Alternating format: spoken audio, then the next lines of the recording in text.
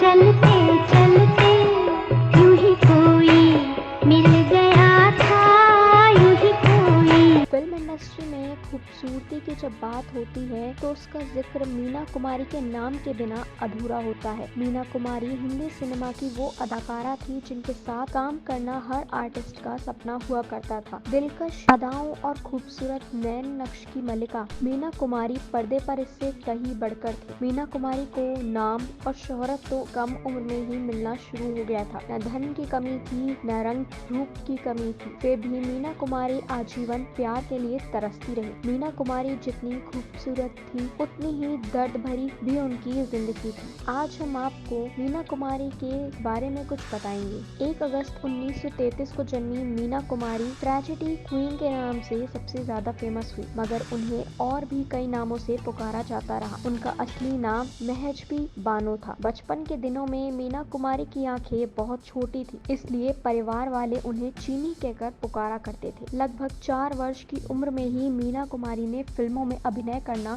शुरू कर दिया। डायरेक्टर विजय भट्ट ने मीना कुमारी को लेदर फेस में कास्ट किया। 13 साल की उम्र तक उन्होंने अधूरी कहानी, पूजा, एक ही भूल, नई रोशनी, कसौटी, विजय, गरीब, प्रतिज्ञा, बहन और लाल हवेली फिल्मों में काम किया था। मीना कुमारी ने अधिकतर विजय भट्ट के साथ काम किया था। उन्हें मीना कुमारी का महजबी नाम अच्छा नहीं लगता था, लिहाजा विजय भट्ट ने मीना कुमारी को बेबी मीना नाम दे दिया। इस तरह से अभिनेत्री का एक नया नाम भी पड़ गया। 31 मार्च को एक्ट्रेस की डेथ एनिवर्सरी होती है। आपको बता दें कि मीना कुमारी ने हर बार टूटकर मोहब्बत की, लेकिन हर बार उन्हें धोखा ही मिला। मीना कुमारी का बचपन गरीबी में बीता था। जब उनका जन्म हुआ तो 2 बेटियां होने के कारण उनके पिता उन्हें अनाथालय में छोड़ आए थे, लेकिन कुछ देर बाद उनसे अपनी बेटी का रोना नहीं देखा गया और वह उसे वापस ले आए। मीना कुमारी 4 साल की थी जब उन्होंने फिल्मों में काम करना शुरू किया। महजबी और मीना कुमारी के अब्बू जबरन उन्हें सेट पर ले जाया करते थे। काम के कारण मीना कुमारी की पढ़ाई और इसी के साथ साथ बचपन भी छूट गया। मीना कुमारी एक अभिनेत्री के तौर पर जितनी सफल थी, दिल के मामले में उतना ही असफल थी। उनकी प्रेम कहानी का पहला अध्याय लेखक और निर्देशक कमल अमरोही के साथ शुरू हुआ था। मीना कुमारी ने एक अखबार में उनकी फोटो देखी थी और तभी से दिल हार बैठी थी। इसके बाद जब मुलाकात हुई तो कमाल को भी मीना कुमारी का दीवाना बनने में ज्यादा वक्त नहीं लगा। कमाल पहले से ही 2 बीवियों और 3 बच्चों के पिता थे। बावजूद इसके उन्होंने मीना कुमारी से प्यार करने की जुर्रत करी। मीना कुमारी और कमल अमरोही ने चुपके से शादी की थी। कई महीनों तक किसी को कुछ पता नहीं चला, मगर जब इस भनक एक्ट्रेस के पिता को लगी तो मीना ने अपनी सारी पैतृक संपत्ति वहाँ छोड़कर और कुछ साड़ी लेकर वहाँ से निकल आई। शुरुआत में तो सब कुछ अच्छा था, लेकिन बाद में कमाल और मीना के बीच दूरियां आने लगी। कमाल को मीना की लोकप्रियता बर्दाश्त नहीं होती और वह उन पर बंदिशें लगाते, लिहाजा सालों बाद मीना ने कमाल से अपने रिश्ते को खत्म कर दिया। जब धर्मेंद्र फिल्म लाइन में आए तब तक मीना कुमारी सुपरस्टार बन चुकी थी। उन्हीं की सिफारिश पर धर्मेंद्र को कई फिल्मों में काम मिला। मीना कुमारी ने ही धर्मेंद्र का व्यक्तित्व भी निखारा, उन्हें अदाकारी के गुण सिखाए और इसी सिलसिले में वह उनके करीब आ पाई। दोनों के दिल में एक दूसरे के लिए सॉफ्ट कॉर्नर था, लेकिन शादीशुदा होने की वजह से इस मामले में कुछ ना कर सके।